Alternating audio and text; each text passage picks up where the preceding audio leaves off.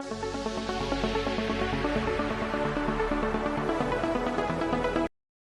बार हम लोगों ने इलेक्ट्रोफाइल, न्यूक्लियोफाइल के बारे में पढ़ा था, रिएजेंट्स के बारे में पढ़ा था, सबस्ट्रेट के बारे में पढ़ा था। आज हम लोग पढ़ेंगे कि बॉन्ड का ब्रेकिंग कैसे होता है, ऑर्गेनिक केमिस्ट्री में बॉन्ड किस तरीके से ब्रेक करता है। हम लोग जानते हैं कि जो भी केमिकल कंपाउंड का फॉर्मेशन होता है उसमें दो चीज़ इंपॉर्टेंट है।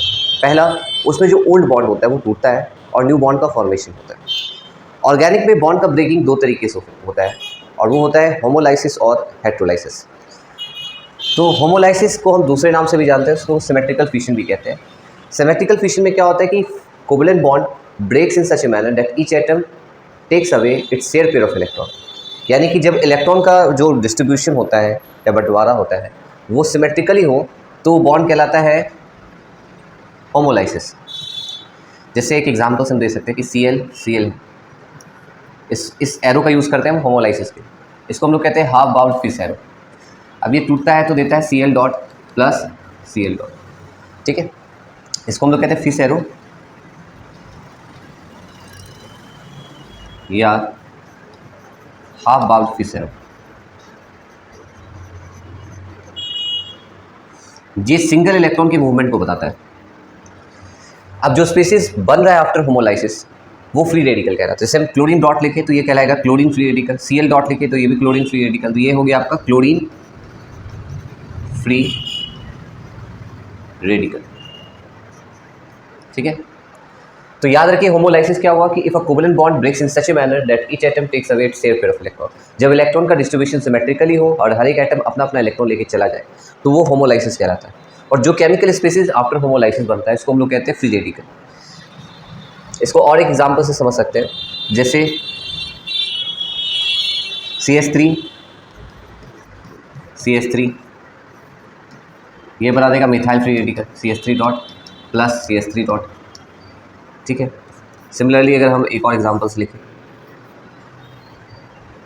CH2 ये भी टूटा बॉन्ड,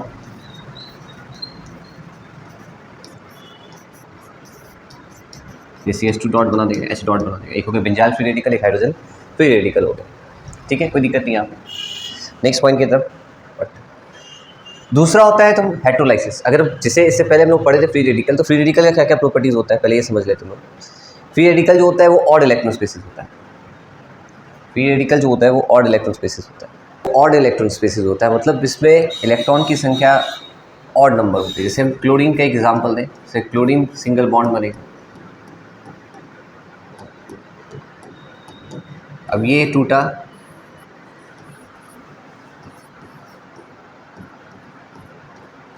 इलेक्ट्रॉन काउंट करते हैं हम लोग। Chlorine has 7 electron,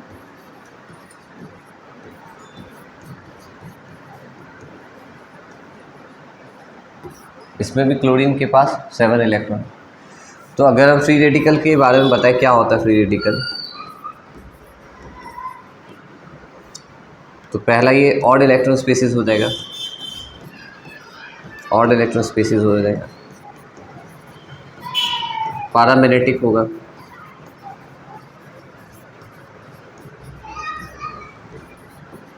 short lived है, हाईली रिएक्टिव होता है,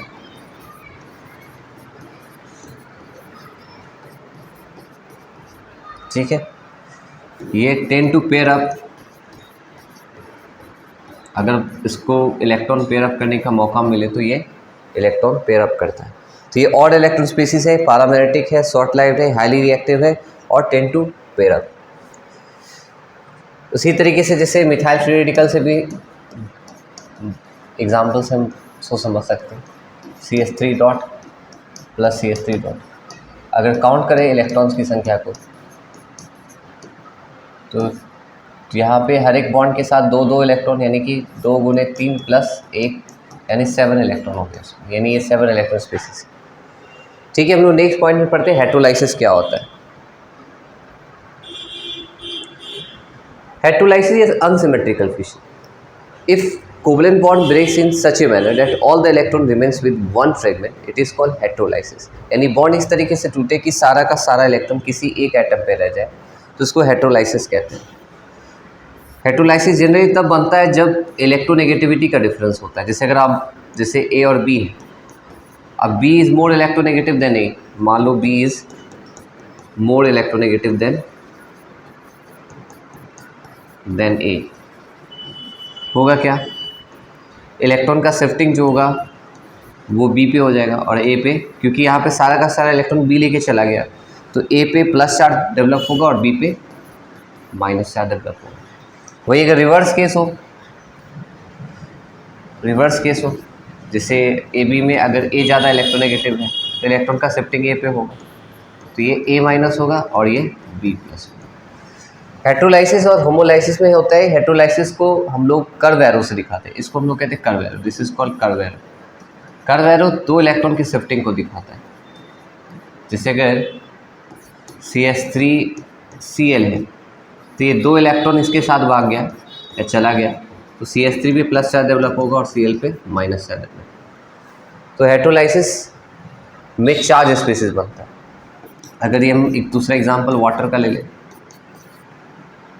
कि इस पे इलेक्ट्रॉन शिफ्ट हो गया तो C प्लस बना देगा और H2O बना देगा। यहाँ पे देखिए चार्ज भी कंजर्व होना चाहिए, जैसे ओवरऑल चार्ज इसका Q नेट होगा 1, इसका Q है Q1 अगर मान ले तो +1, इसका Q2 हो गया 0, तो Q नेट बराबर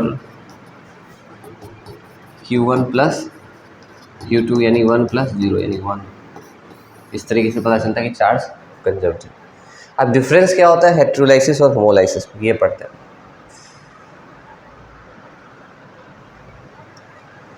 होमोलाइसिस में क्या होता है कि each atom separates with its electron pair, जबकि हेटेरोलाइसिस में सारा का सारा इलेक्ट्रॉन किसी एक पार्ट या किसी एक फ्रेगमेंट पे रह जाता है। जो स्पीसीज होमोलाइसिस के बाद बनता है उसको फ्री रेडिकल कहते हैं, और जो स्पीसीज हेटेरोलाइसिस के बाद बनता है वो चार्ज स्पीसीज होता है, यानी कि या तो पॉजिटिव चार्ज कैरी करता है या नेगेटिव चार्ज कैरी करता है। अगर कार्बन कार्बन बॉन्ड ब्रेक करेगा तो एक कार्बन प्लस चार्ज कैरी करेगा और एक कार्बन नेगेटिव चार्ज कैरी करेगा। ये जनरली तब ऑब्जर्व होता है जब दोनों बॉन्डेड एटम का इलेक्ट्रोनेगेटिविटी सेम हो, और ये तब ऑब्जर्व होता है जब दोनों बॉन्डेड एटम का इलेक्ट्रोनेगेटिविटी डिफरेंट होता है। जनरली होमोलाइसिस जो होता है गैस फेज में होता है, जबकि ये हेटेरोलाइसिस या तो सॉलिड फेज में होता है या लिक्विड फेज में होता है। ठीक है, होमोलाइसिस जो होता है वो नॉन पोलर सॉल्वेंट जैसे कि CCl4 या पेरोक्साइड इनिशिएटेड जैसे बेंजोइल पेरोक्साइड, इन सब के प्रेजेंस में फ्री रेडिकल बनता है। जबकि हेटेरोलाइसिस तब बनता है जब सॉल्वेंट पोलर हो, जैसे कि methanol, ethanol, water, dimethyl formamide. तो अगर पोलर सॉल्वेंट है तो वो हेटेरोलाइसिस को फेवर करेगा, और नॉन पोलर सॉल्वेंट है तो वो होमोलाइसिस को फेवर करेगा। इस तरीके से हम लोग होमोलाइसिस और हेटेरोलाइसिस को समझ सकते हैं।